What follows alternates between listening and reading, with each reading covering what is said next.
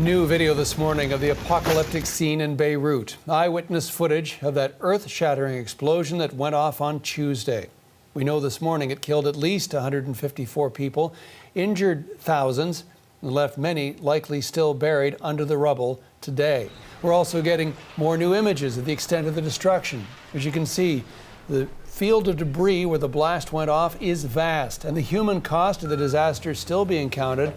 Relief and recovery will be a tremendous undertaking. That's why help is coming into Lebanon from around the world, including aid from Canada. For more on the efforts underway to help citizens in Lebanon, I'm joined by Violaine de Rocher. She is a Canadian representative for the Red Cross in the Middle East, and she is in Beirut, and she joins us now. Violaine, thanks so much for joining us. Can you give us a sense of what the situation is like there right now? So the situation evolves hour after hour.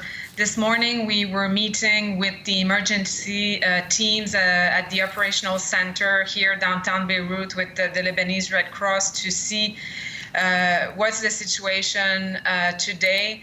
We're still in an aftershock situation for sure for a lot of people. The medical needs are still great. People are still going to hospitals to receive medical assistance. And there's a new element that we didn't really see in the last 2-3 days, which is coming out. And it's the psychological distress of some people. So, after a shock like that, people are trying to cope, and they put their system and their bodies and their brain in kind of a survival mode. But the impact is starting to show some symptoms of trauma, distress, depression. People are talking about, they've lost hope. So these are very, very important medical conditions that we have also to pay attention to. In addition, of course, to the basic needs of people that are on the street right now without a roof on their head. Let's talk about the numbers of people that were involved here. This is a country that we've seen, of course, has had economic distress, a civil war within living memory for many. Now with the COVID-19 and many of them now out of their homes or injured. What are the numbers of people that we're talking about here? So we're talking about roughly 300,000 people that are homeless right now.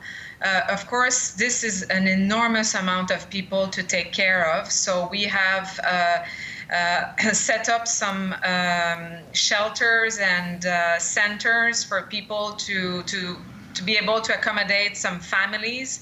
So each of these centers can accommodate 1,000 families. But of course, the capacity to accommodate these 300,000 people is just impossible at the current time. So one of the things that we have discussed this morning is we have started also to collaborate with the community-based organizations in Beirut that came to us to offer their help. And so we are referring some of the families and people to these community-based organizations, and they will take charge of these people. So we are sharing the work, but there's still a lot of people in need. So this is actually one of our top priority right now, and we are trying to be very creative to find solutions to be able to accommodate those 300,000 people. Okay, so you have the psychological aspect, you have the housing aspect. We understand that the port being the main way of getting food in, especially grain, and of course there are 1 million refugees within Lebanon. Let's talk about some of those challenges. Yeah, I mean, of course, right now for us, we are really focusing on the medical aspect of the emergency, because that's our expertise. There are some people that will be looking at the food shortage in Beirut. It doesn't seem to be an issue at the moment. We can still see some people buying food, and some shops have reopened, and food seems to be accessible, but there is a fear that there will be a food shortage. Of course, the airport is still open, so that is another way also for shipments to come into Beirut. It is very difficult to assess at this point in time, I have to say. All right. Well, let's talk about the international community then. What's needed? What do governments need to do? So, of course, I mean, the governments always in those situations, they offer their help. The best way to help is really to send money. Lebanon will need money for reconstruction. There are major infrastructures in Beirut that have been damaged and severely damaged, namely some of the hospitals, some of the power towers. Some of the Lebanese Red Cross facilities also have been damaged, and this is one of our priority for the Red Cross, to be able to help the Lebanese Red Cross to repair, at least in the meantime, some of their facilities. But the money is what we need right now. So it's exactly what we were discussing this morning in that meeting. Some of the things are available in Beirut, in Lebanon, supplies, medical equipment. There's still a lot of things that are available here, and we really need urgently to purchase those things to make sure that we have enough in stock.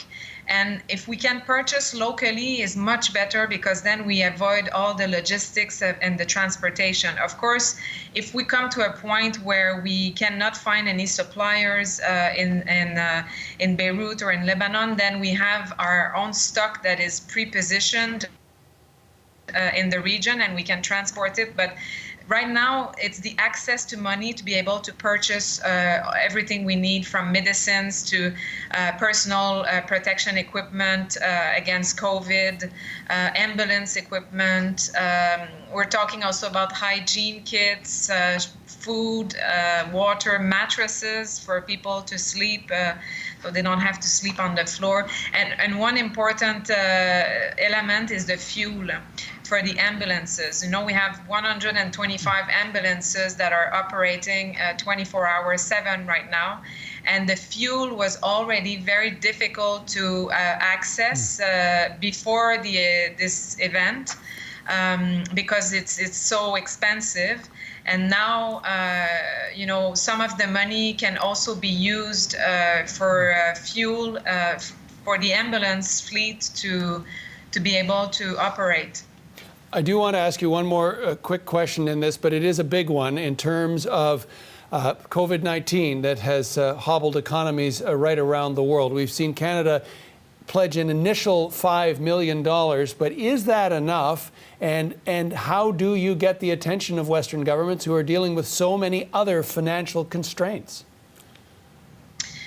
Yeah, no, it's true. It's true. And we have to be very proud of the Canadian government, because they are among the first countries that have responded to the international appeal very quickly. And this is really great to have their support. And it is a challenge, but I think, you know, the government can work also with trusted organizations like the Red Cross.